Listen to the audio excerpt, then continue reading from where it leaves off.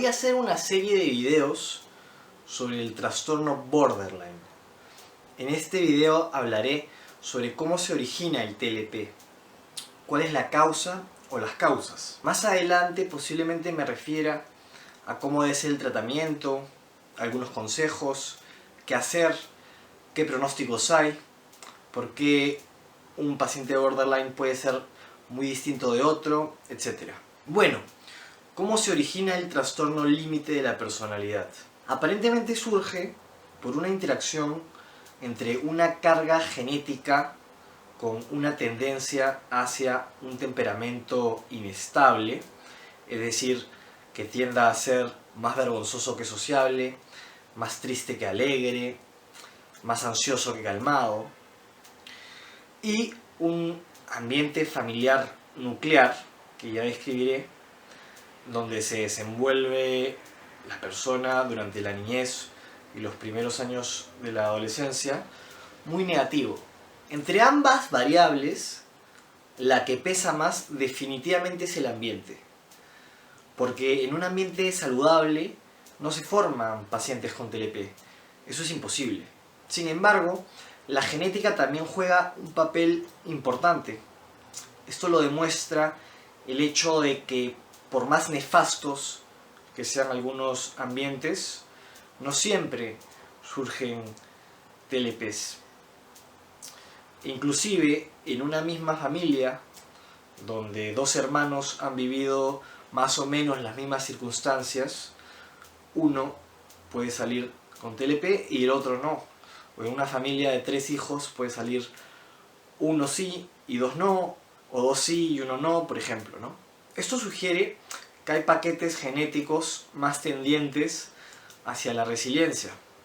Ahora, lógicamente, mientras más crítico sea el ambiente, más resiliente debe venir dotado de fábrica el individuo para no enfermar. Y claro, por consiguiente, mientras menos sea la resistencia innata que le acompaña, menos crítico también debe ser el ambiente. Ahora bien, este ambiente negativo puede estar conformado de 3 maneras distintas. El primer tipo de ambiente, el niño experimenta demasiado de algo malo.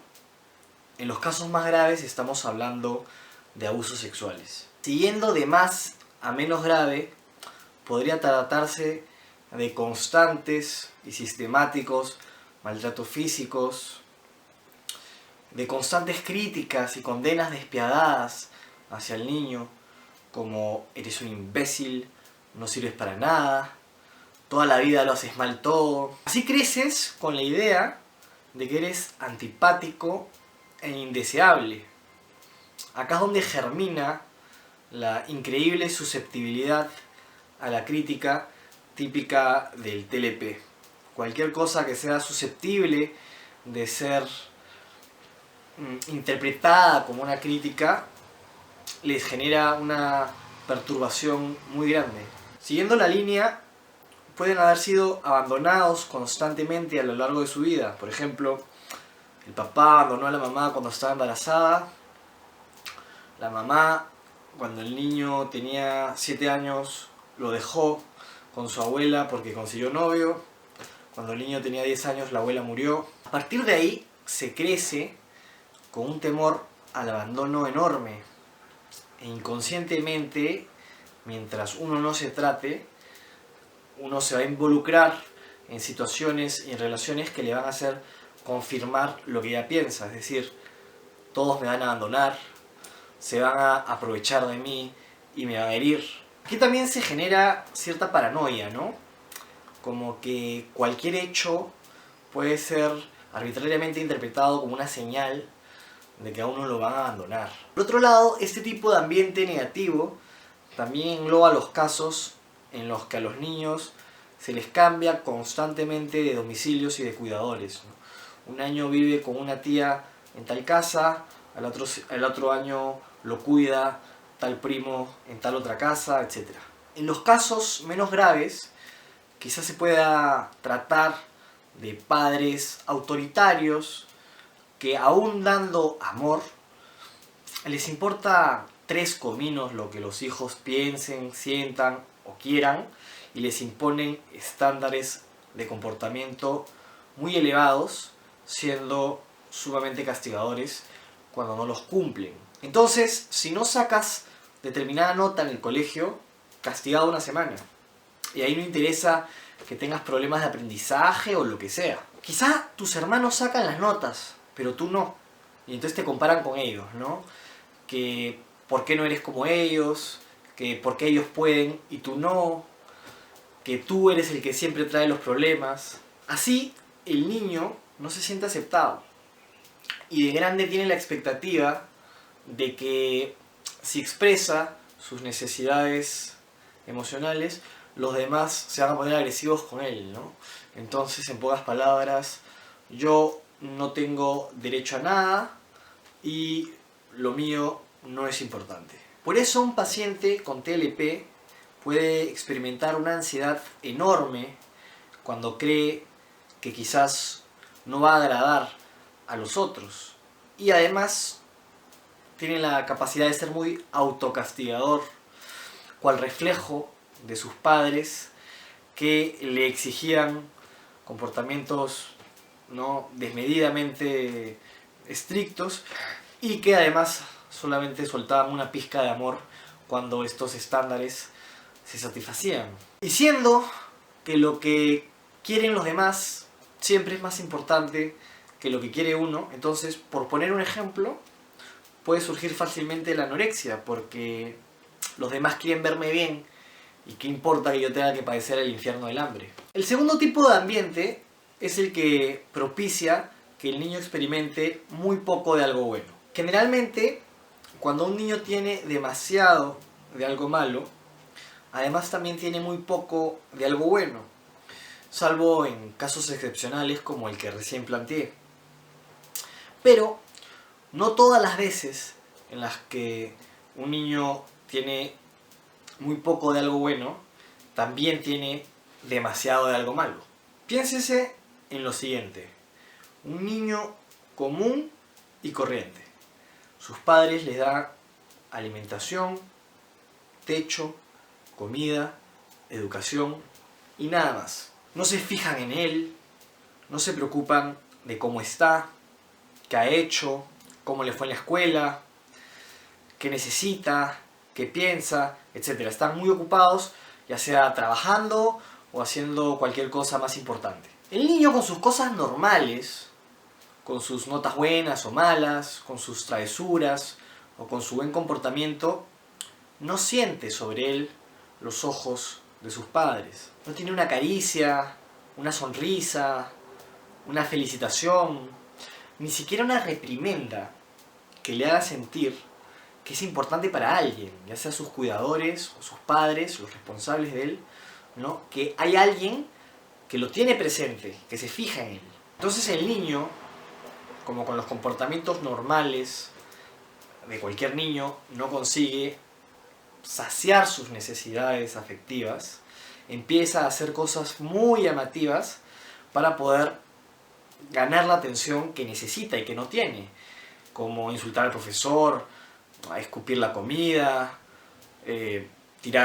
romper un adorno, etc., ¿no? Los padres, cuando ya no pueden sostener la indiferencia, lógicamente responden con castigo, pero el niño va a preferir ese castigo a la total indiferencia, ¿no? Como dice el vals: ódiame por piedad, yo te lo pido, odio quiero más que indiferencia. Entonces, bueno, el niño se acostumbra a portarse mal, y él, que ya de por sí tenía esa sensación de carencia de afecto, ahora que sus papás responden ante él negativamente, porque se está portando mal, y le dicen cosas feas, o lo encierran, etc., entonces ya el niño se siente francamente indeseable.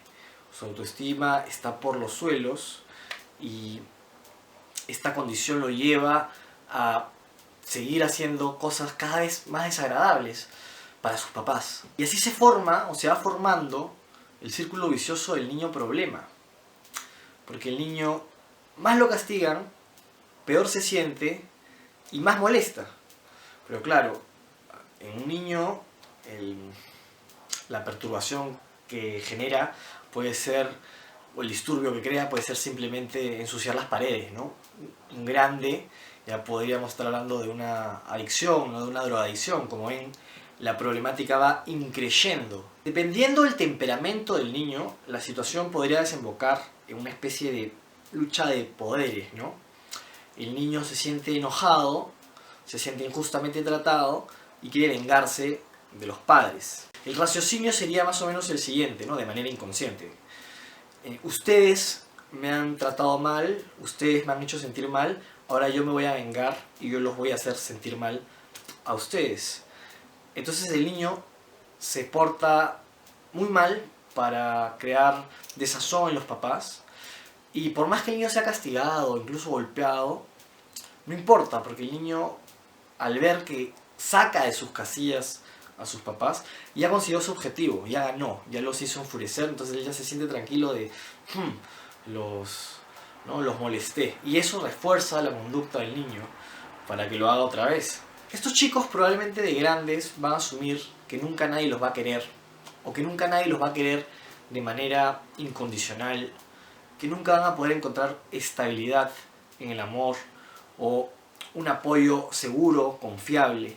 Por consiguiente, acaban desplegando una búsqueda impresionante de reconocimiento, de aprobación, de aceptación, inclusive a merced de uno mismo, atentando contra uno mismo.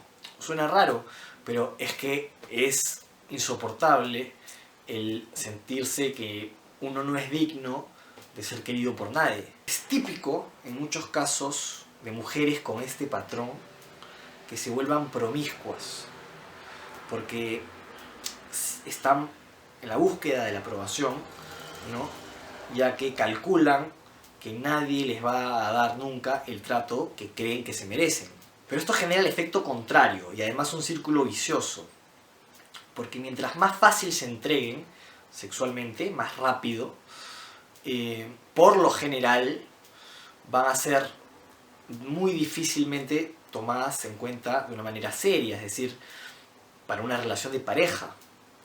Entonces confirman la idea de que nadie las va a querer en serio, y además que ya se va generando una reputación también, ¿no es cierto? El tercer tipo de ambiente negativo está bueno en las antípodas, y son los niños que han experimentado demasiado algo bueno.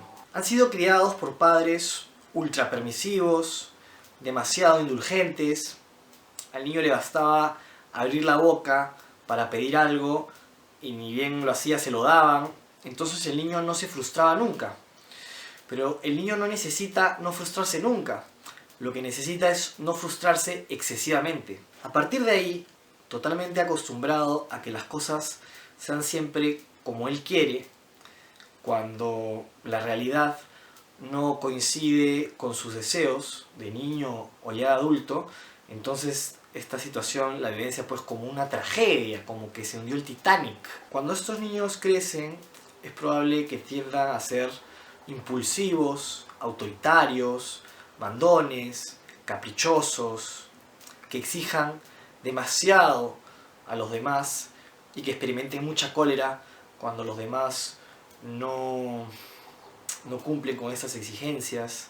Es probable también que los berrinches que hacían de niños, de adultos los hagan, pero de otro modo. Pueden tener muy poco autocontrol y además pueden generar rechazo social, lo cual, obvio, les disgusta profundamente, y eso hace que traten de una manera deliberadamente descortés, por decirlo de alguna manera, a los que los rechazan.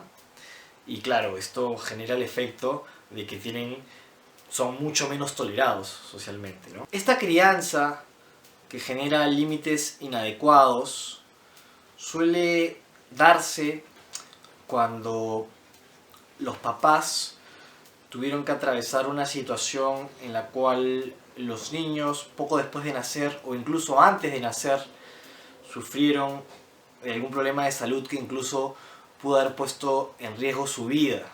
O también en hijos únicos que fueron producto de grandes esfuerzos y tratamientos para poder procrear, luego de muchos años de no conseguir el embarazo deseado, ¿no? También crían así a sus hijos, o muchos crían así a sus hijos, los papás que están tratando de sobrecompensar algo, que podría ser, por ejemplo, el poco tiempo que tienen para darles. Y también esto suele ocurrir con los hijos menores que nacen muchos años después que los otros hijos, generalmente ya sobre el final de la vida fértil de la madre.